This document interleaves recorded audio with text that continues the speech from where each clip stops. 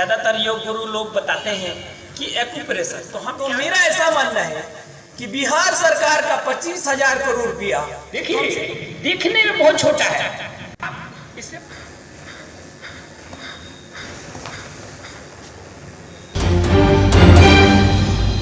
सुप्रभात। मैं विक्रम चौधरी, आपकी आवाज़ हिंदी न्यूज़ चैनल से, बिहार के छपरा जिला के बनियापुर से। मैं अभी यहाँ पर देख रहा था, एक योगाचार्य आए हुए हैं और बहुत सारे लोग यहाँ से योगा सीख करके जा रहे हैं अपने स्वास्थ्य लाभ के लिए। लेकिन मैं देख रहा हूँ इनका विजन जो है बहुत बड़ा है बिहार के लिए, और एक बहुत बड़े विजन के साथ निकले हुए हैं। ये देखिए यहाँ पे लिखा हुआ है योगम शरणम गच्छामि। अभी बुद्धम शरणम गच्छामि तो अपने बिहार की आवाज़ पूरे विश्व में गूंज रही है, लेकिन ये योगम शरणम गच्छामि की एक बहुत बड़ी आवाज़ इस बिहार से उठ रही है। मैं समझता हूँ कि ये भी एक विश्व पटल पर बहुत बड़ा अपना छाप छोड़ेगा। और देखता हूँ ये यहाँ पर एक बहुत बड़ा ये बोर्ड लगाए हैं, बैनर लगाए हैं, जो लिखा हुआ है सेवाधाम आश्रम। एक ट्रस्ट है और ये लिखा हुआ 21 करोड़ की इनकी योजना है, 2100 करोड़ की। और ये यहाँ पर 2100 करोड़ की योजना का कैसे ये जो है कि धरातल पर लाएंगे, और इस 2100 करोड़ की योजना में क्या क्या है इनके अंदर जो भरा हुआ है। बाबा रामदेव भी पता नहीं हजारों करोड़ की योजना लेकर के आए और योग से उन्होंने शुरू किया था और देश को निरोग बनाने के लिए कहा था। देश निरोग हुआ या नहीं हुआ, लेकिन बाबा रामदेव का सपना तो करोड़ों का पूरा हो गया और ऐसो आराम की विलासिता की जिंदगी जी रहे हैं, और देश जो है रोग ग्रसित आज भी है। हमें अब ये देखना है कि बाबा रामदेव जी ने फार्मूला जो दिया हमारे देश को, और उन्होंने, मैं समझता हूँ, योग कम किया और राजनीति कुछ ज़रूरत से ज़्यादा किया। और राजनीति इतना किया कि एक सरकार के साथ, एक पार्टी के साथ मिल करके एक सरकार को उखाड़ फेंकने का भी काम किया। ऐसे ऐसे योग गुरु भी हमारे देश में पैदा होते हैं जो अपने बिजनेस के लिए योगा को अपनाते हैं और सरकार के खिलाफ लड़ते हैं, और सिर्फ दूसरे सरकार जब बनती है तो उससे मिल करके मुनाफाखोरी कमाने की काम करते हैं। लेकिन हमें देखना है कि हमारे बीच में जो योग गुरु उपस्थित हैं, इन योग गुरु का क्या उद्देश्य है। पहले तो हम चाहेंगे योग गुरु से जो इन्होंने योगा सीखा हुआ है, तो आपका सर शुभ नाम क्या होगा, थोड़ा सा छोटा सा परिचय आपको है। सुलतेंद्र जी, तो मैं चाहूँगा कि जरा जो आप योगा सिखाते हैं आप बिहार की जनता को, थोड़ा सा कुछ उसका आर्ट जो है आम जनता को दिखाएं।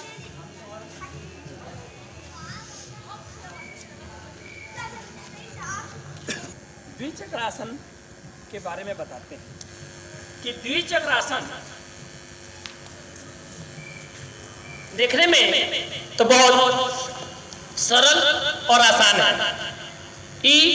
कोई बहुत बड़ा रॉकेट साइंस। ये द्विचक्रासन देखिए आप, ये पूरी कैसे करते। ज्यादातर योग गुरु लोग बताते हैं कि एक्यूप्रेशर, तो हम क्या करते हैं कि इस तरह से मुट्ठियों को बंद करके अपने नितंब पर ऐसे लगा लीजिए, और लगाने के बाद ऐसे 1 2 3 4 इस तरह से काउंटिंग करते हुए आप जो है इसको प्रतिदिन, किसी दिन 30, अगर आप 100 200 500 1000 5000 तक भी ले जा सकते हैं, बता रहे हैं। ये केवल कर लेंगे तो मेरा ऐसा मानना है कि बिहार सरकार का 25,000 करोड़ रुपया कम से कम बचाया जा सकता है, क्योंकि पेट के द्वारा ही हमारा यहाँ जो पूरा मैकेनिज्म है, जो हमारी यह मशीन है, इसमें जो ईंधन डालने का जो काम करता है हमारे शरीर में, दिमाग उपस्थित है, वो पेट होता है। और पेट में बीमारियां उत्पन्न होती हैं। पेट में बीमारियां होने के कारण अन्य जगहों पर हमारे रसायन बिगड़ते हैं, और इसकी वजह से हमारे शरीर में नाना प्रकार के अलग अलग रोग लगते हैं। इसके अलग अलग प्रकार है, अलग अलग व्यवहार है, किंतु इसको करने से क्या होगा, पेट संबंधित दुनिया के जितने रोग है सब ठीक हो जाएगा। जब पेट ठीक हो जाएगा तो सारी दुनिया ठीक हो। बीमार लोग हैं उनके लिए बताया जा रहा है। एक नाक से सांस लेना है। इस क्रिया को अनुलोम विलोम कहा जाता है। जी देखिए, दिखने में बहुत छोटा है, इससे अपना मोटापा भी घटा सकते हैं, ऐसा मैंने अनुभव किया है। जब आप इसको लगातार, और मोटापे से लेके कैंसर तक का इसमें इलाज है। क्या कि जो ऑक्सीजन की मात्रा है हमारे बॉडी में जितनी जानी चाहिए, लोग उतनी अभी नहीं ले रहे। कैसे पेटवा को कैसे घुमाते हैं बाबा? ऐसे पेटवा जी जरा घुमा के दिखाइए। अच्छा, नोली, इसको क्या बोलते हैं? नोली क्रिया, नोली क्रिया। नोली, उसको भी करते हैं।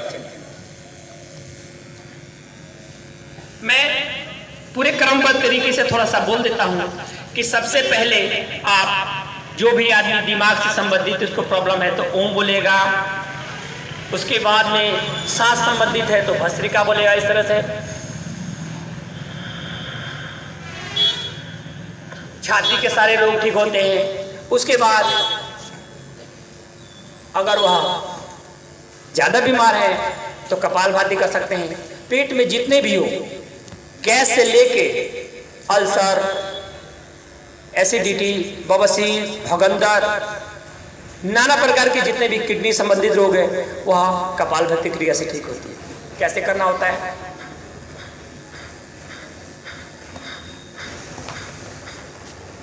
इसके होता है तो आप इसमें त्रिबंध लगा सकते हैं। ऐसे सांस भरा, सांस खाली क्रिया,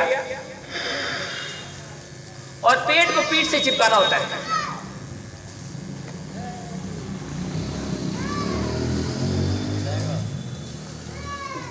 और ऐसे धीरे से छोड़ दीजिए। इसमें पेट संबंधी जितने रोग हैं कमोवेश सब में लाभ होता है। फिर इसके बाद अगला क्रिया आता है अग्निसार क्रिया, वह भी पेट के लिए। इससे इसे कैसे करते हैं? सांस भरिए, सांस खाली कीजिए, और पेट को आगे पीछे करना होता है। कैसे?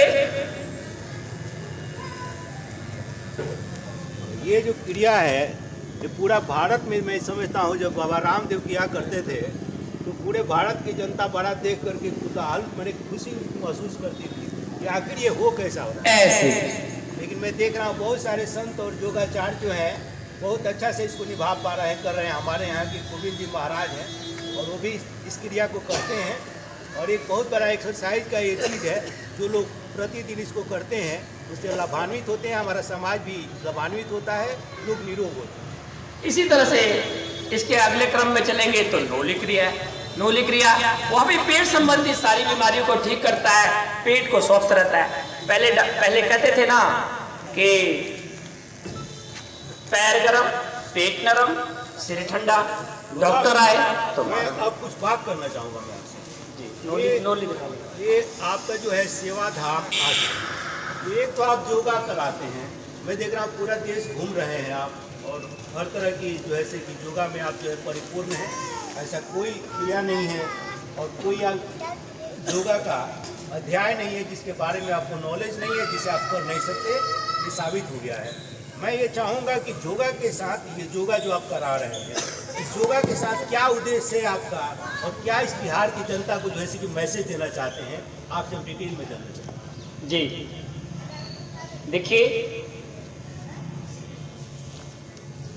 योग की विद्या प्राय दो तरीके से लोग सीखते हैं, या तो स्कूल में जाते हैं, गुरुकुल में जाते हैं। इस तरह की हमारी कोई व्यवस्था नहीं। हमें भी रोग लगा और रोग के द्वारा हमने भी योग साधना किया, और योग साधना करते करते पहले मैंने अपने आप को निरोग किया।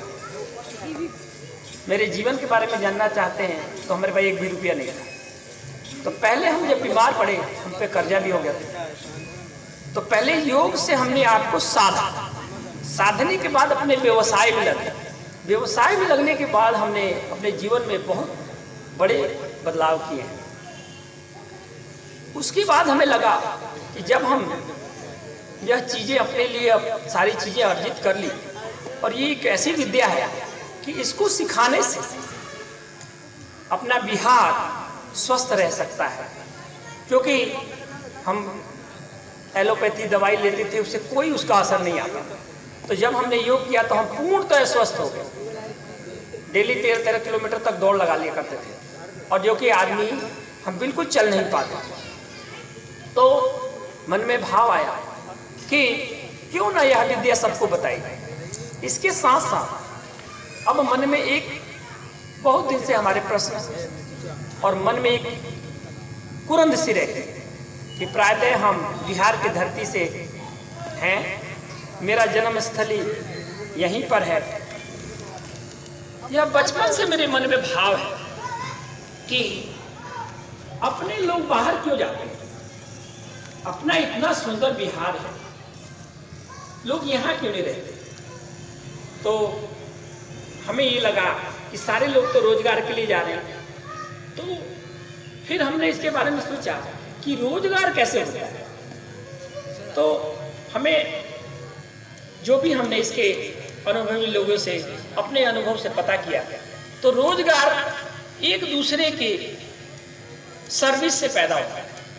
जो भी सामान हम बनाते हैं उसमें बहुत तरह के सामान यूज होते हैं, मशीनरी यूज होती है, यह सारी चीज़ें। तो जो भी बिहार के लोग हैं क्या कर रहे हैं कि बाहर चले जा रहे हैं, और वो वहाँ पर जाके बिहार के लोगों में बहुत स्किल है। तो ये 2100 करोड़ की जो आपकी योजना है, जो आपने देखा है सेवाधाम आश्रम, नहीं ये ट्रस्ट है, ये काम आगामी कार्य योजना 2100 करोड़ की है। तो 2100 करोड़ में क्या करना चाहते हैं आप, जो है देखिए छपरा जिला में और बिहार की धरती पर जिससे रोजगार पैदा होगा? जी जी, बहुत सुंदर प्रश्न आपने पूछा। ये देखिए, ये तो 2100 करोड़ की जो बात हो रही है, इससे हम 200 एकड़ में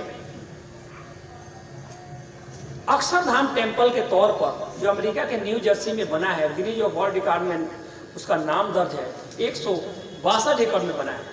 तो हमारा ये टारगेट है कि उससे भी बड़ा 200 एकड़ में इसको बनाया जाए, और ऐसा करने से वर्ल्ड वाइज इसकी प्रसिद्धि हो जाएगी।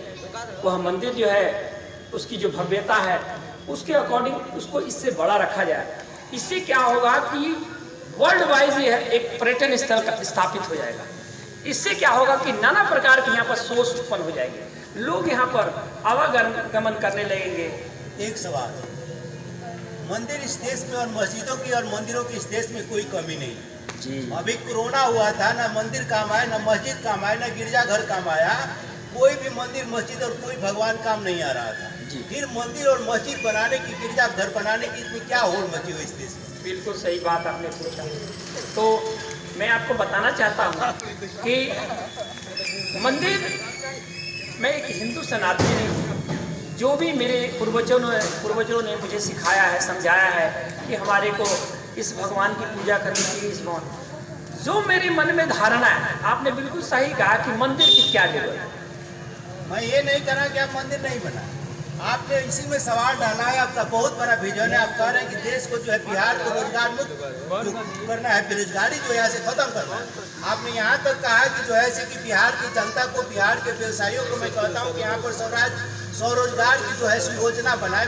आपने ये भी कहा कि करोड़ों की जो है फाइनेंस हो सकती है, ये सारी बातें बोला। और आपने ये भी कहा कि यहाँ के जो व्यवसायी हैं यहीं के उत्पादन को खरीदे, यहीं पे बेचे जी। उत्पादन और उपभोक्ता यहीं का होना चाहिए, जिससे बिहार का विकास हो। तो मंदिर बनाने से क्या व्यवसाय बढ़ जाएगा, ये सवाल? जी जी जी, बिल्कुल सही कह रहे हैं आप। इससे देखिए, इससे मैं वर्ल्ड वाइड मंदिर नहीं इसको कहिए, एक पर्यटन स्थल बनेगा।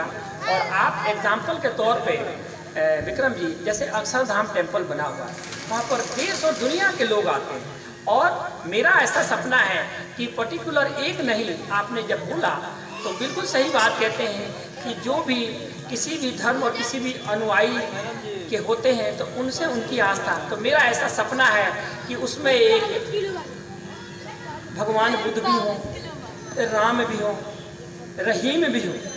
मैं ऐसा सोचता हूँ। यानी कि भारत का जो है डेमोक्रेसी है, जो भारत का संविधान है, धर्मनिरपेक्षता है, वो आपके अंदर फूट फूट कर भरी हुई है। हर धर्म से आपको मोहब्बत है और देश के हर नागरिक से आपको मोहब्बत है। आपके अंदर कोई भेदभाव नहीं है जी। अब सवाल ये होता है कि आप बिहार को जो प्रगति के पथ पर ले जाना चाहते हैं, जैसा कि मैंने सुना और बहुत बड़ा विजन है, यहाँ से बेरोजगारी और गरीबी भूखमरी खत्म हो, तो इसका क्या आपका प्लान प्लानिंग है इस मंदिर और ट्रस्ट के अलावा? जी जी, बिल्कुल सही कह रहे हैं। इसके लिए हम जगह जगह हर 10 साल की यात्रा पर निकले हैं। हर 2 किलोमीटर पे हर बाजार पर जाते हैं और सभी दुकानदार भाइयों से निवेदन करते हैं कि आप जो है यहाँ पर अपने सेल्समैन दुकानदार लोगों को बोलते हैं कि आप अपने सेल्समैन से बिहार की बनी हुई वस्तुओं का ही डिमांड करें। और जितने भी गांव जाते हैं तो गांव के लोगों से विनम्र निवेदन करते हैं कि माताएं बहनें सामान तो यूज करती हैं, किंतु वह बिहार के बने हुए वस्तुओं का यूज करेंगे तो अपने बिहार के बच्चों के लिए रोजगार के अवसर प्राप्त होंगे। एक लास्ट सवाल मैं आपसे पूछना चाहूँगा, बाबा रामदेव योग गुरु भारत के प्रसिद्ध है और विश्व तक वो तो लेके चले। ये विपासना और योगा जो है बुद्ध काल से चला रहा है। आपको ज़्यादा ज्ञान होगा। पतंजलि योग गुरु पतंजलि हुए और ये बहुत सारे भारत में ऐसे संत महात्मा हुए जिन्होंने योगा को माना। लेकिन अभी जो बाबा रामदेव जी ने इन्हें एक उदाहरण पेश किया है कि योग को लेकर के सत्ता तक पहुंचे और गाड़ी कमाई करने के बाद ऐश कर रहे हो। अभी किसान आंदोलन हुआ तो उनको 1 मिनट का फुर्सत नहीं हुआ। 700 से ज़्यादा किसान मारे गए। क्या वो देश के नागरिक नहीं थे? उनके प्रति सहानुभूति योग गुरु को क्यों नहीं हुआ? जब कांग्रेस की सरकार थी तो वहाँ करके पूरा जैसे कि दिल्ली में हल्ला मचाए हुए थे। मैं भी उस अन्ना के आंदोलन में था दिल्ली में। अभी उनको फुर्सत क्यों नहीं मिला? इसलिए कि कमाई हो गई गाड़ी और भारतीय जनता पार्टी से उनका अच्छा खासा संबंध है और कांग्रेस पार्टी उनकी दुश्मन है। तो आप जो मिशन लेकर के चले हुए हैं यहाँ पर, तो इतना बड़ा आपका मिशन है जो बिहार के प्रति आपका मिशन बता रहे हैं, कहीं ऐसा तो नहीं कहीं आप भी उस मंजिल पर पहुँच जाए और बिहार की जनता को भूल जाए? जी बिल्कुल सही बात कह रहे हैं। आपने ये प्रश्न किया है वह एकत्व को दर्शाता है। इसलिए मैं एक साधु के भेष में हूँ तो मेरा ऐसा मैं किसी व्यक्ति विशेष पर यह टिप्पणी नहीं करूँगा। इसको मैं ऐसा कह सकता हूँ कि बाबा रामदेव जी अगर किसी व्यक्ति विशेष या किसी पर्टिकुलर पार्टी के लिए ही समर्थन कर रहे हैं और उसका प्रचार प्रसार कर रहे हैं तो वह उनकी अपने जो संविधान में स्वतंत्रता की आज़ादी है उसके अनुसार कर रहे हैं। मैं उन बातों को उनके ही समीप छोड़ता हूँ और मैं अपने बातों को सर्वव्यापी मानता हूँ। अगर सारे इस देश के साधु और संत राजनीति करने लगे फिर इस देश का क्या होगा सर? जी बिल्कुल सही कह रहे हैं। साधु का काम है कि एकत्व से सर्वत्र को प्रचार करना। हमें ऐसा मानना चाहिए कि किसी भी पार्टी और पक्ष का पक्षधर नहीं होना चाहिए। जब साधु जो है आखिर संतों को राजनीति के प्रति आकर्षण का क्या कारण है? इतना राजनीति में क्यों जा रहे हैं भारत के साधु संत? बोल भी लग रहा है कि उनको यही काम रह गया, देश के लिए और कोई काम नहीं रह गया, अध्यात्म नहीं रह गया, अध्यात्म में कोई मतलब नहीं रह गया। देश में जो इंसानियत के लिए उनको काम करना चाहिए था, मजहब के लिए और धर्म के लिए जो काम नहीं करना चाहिए था वो काम नहीं कर रहे हैं। जाकर के राजनीति का काम कर रहे हैं, पार्लियामेंट में जा रहे हैं, विधानसभा में जा रहे हैं, मंत्री बन रहे हैं। ये क्या देश का हमारे साथ सब कर रहे हैं? जी बिल्कुल सही कह रहे हैं। इसमें मैं यह बोलना चाहूँगा कि बार बार मैं आपको अपने विवेक से बताना चाहता हूँ कि योग की एक सीमा है, योग की एक बहुत बड़ी ऊंचाई है। जो जिसको जितना पा लेता है वह उस लेवल का दिमाग और मन अपना बना लेता है। मेरा ऐसा मानना है कि वह अभी योग में परिपूर्ण नहीं है। ऐसा हो देखिए, मान लिया जाए कि जो पार्लियामेंट और संसद भवन की तरफ राजभवन की तरफ जा रहे हैं वो योग और अध्यात्म में परिपूर्ण नहीं है, वो पूर्ण रूप से राजनीतिक और प्रोफेशनल है जो ऐशो आराम की जिंदगी जीना चाहते हैं। ऐसा आपके स्टेटमेंट से मुझे लग रहा है। मैं आपसे उम्मीद करता हूं कि आप जो हमारे बिहार की धरती को स्वर्ग बनाना चाहते हैं और चाहते हैं यहाँ विकास की गंगा बहे और यहाँ से बेरोजगारी खत्म हो, तो मैं आशा करूंगा कि आपका मिशन जो ये चल रहा है बिहार के अंदर आपके द्वारा पूरा होगा। मैं आपकी आवाज़ हिंदी न्यूज़ चैनल और पूरे बुनियापुर की जनता की तरफ से आपको शुभकामनाएं देता हूँ। बहुत बहुत बधाई। जय